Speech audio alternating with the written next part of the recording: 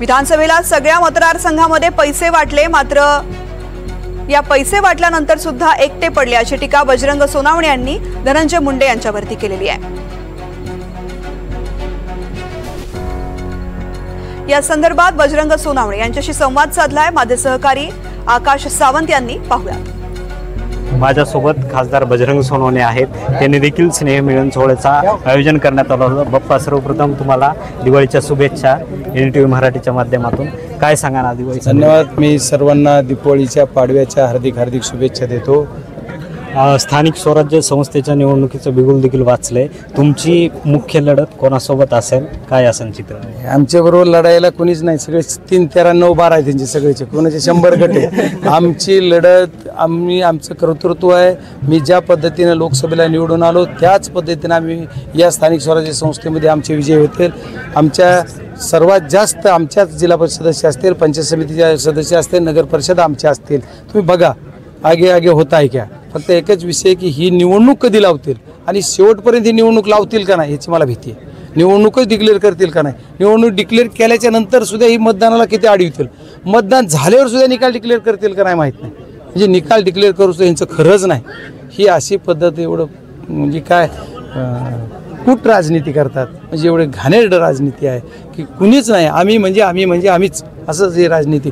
इथून मागच्या काळामध्ये महाराष्ट्रानं कधी बघितलं, माझं 54 वर्ष वय झाले, मला कधी इथून मागच्या काळामध्ये ह्या सरकारमध्ये जे चाललं आहे, ज्यांनी मागच्या 2 वर्षात बी केलं आहे आणि आत्ताच्या या 1 वर्षात बी केलं आहे, या 3 वर्षापासून महाराष्ट्राची परिस्थिती खूप विचित्र आहे। अशा पद्धतीचं सरकार मी याच्या अगोदर कधी बघितलं नव्हतं। मागं 14 ते 19मध्ये सुद्धा भाजपचं सरकार इथंवरी होतंच, तर त्यावेळेस तरी थोडी वेगळी परिस्थिती होती, एवढा नव्हता। आता जेवढा आलाय ना त्यांना तेवढा त्यावेळेस आलेला नव्हता, पण आता लय आलाय। पण ती त्यांची ऋण बी घेतली त्यांचेच, त्याच्यावर मला जास्त काही बोलायचं नाही, पण खूप वाईट परिस्थिती आहे। तुमचे जुने मित्र धनंजय मुंडे आणि माजलगावचे आमदार प्रकाश सोळंके यांच्यात राजकीय वाद बघायला मिळतो, याचा फायदा तुम्हाला होईल का येते का? सर्व नाटक आहे तो, काय याची काय उगा आपलं काहीतरी करायचं, कोणाच्यातच दम नाही, त्याच्यामुळे काय प्रकाशाला विरोध करायचा, ह्यांचे दम थोडंच आहे, घरात नकत नाही, उगा आपलं बोलायचं उगा आपलं बोलायचं नाही करू शकत। मग काय केलं, विधानसभेला वाटलेच ना पैशाचा जेवढा आलेला होता ना, तसं जिरविला सगळ्या मतदारसंघात पैसे वाटले, त्यांना वाटलं आमचंच सगळं येतं, एकटाच राहिला कुणीच नाही बरोबर असं। त्याच्यामुळे तसं काय नसतं, जनता बरोबर पाहिजे, असं कुणाच्या चक्क्यापंजाने काही होत नसते, त्याच्यामुळे काही होत नाही। ही कुणी एक वेगळं काही नाही, आम्ही कुणाबरोबर लढणार आहेत जे आमच्या विरोधात असेल त्याच्यासोबत, आम्हाला कोणी व्यक्तीवर लढायचं नाही, आम्हाला आमच्या तत्त्व घेऊन, आमच्या शेतकऱ्यावर झालेला अन्याय घेऊन, आमच्या सर्व शेतकऱ्यांना न्याय मिळवण्याच्या दृष्टीने आम्हाला लढायचं आहे। त्याच्यामुळे समोर कोण लढतंय, वेगळे लढतात का, भांडणं करतात का, काही नाही हो। ते दिवसा शिव्या देतात तर रातचं एकत्र बसलेले असते, मी नका सांगू त्याच्यात काय उपयोग नाही।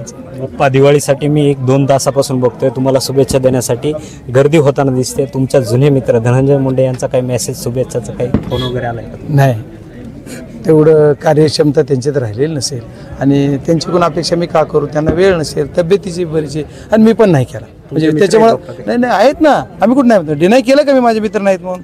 आज सुद्धा माझ्या मैत्री आहेच, मी मैत्री नाही म्हणत नाही, माझे आहेच, पण मी पण फोन केलेला नाही। म्हणजे पुढचा प्रश्न तुम्ही आणखी अगोदर तुम्ही केला का, मी पण नाही केलेला, त्याच्यामुळं करील का असा विचारायच्या अगोदर सांगू, जर वेळ मिळाला तर करू शकतो। बजरंग सोनावणे जर बघायला गेलं तर आपण बघू शकतात की स्थानिक स्वराज्य संस्थेच्या निवडणुकीमध्ये आम्ही कोण आमच्या विरोधात आहे हे आम्हाला माहीत नाही, पण आम्ही लोकांचे कामं केलेले घेऊन आम्ही ही निवडणूक लढवणार असं म्हटलेलं आहे। NTV मराठीसाठी आकाश सावंत, बीड।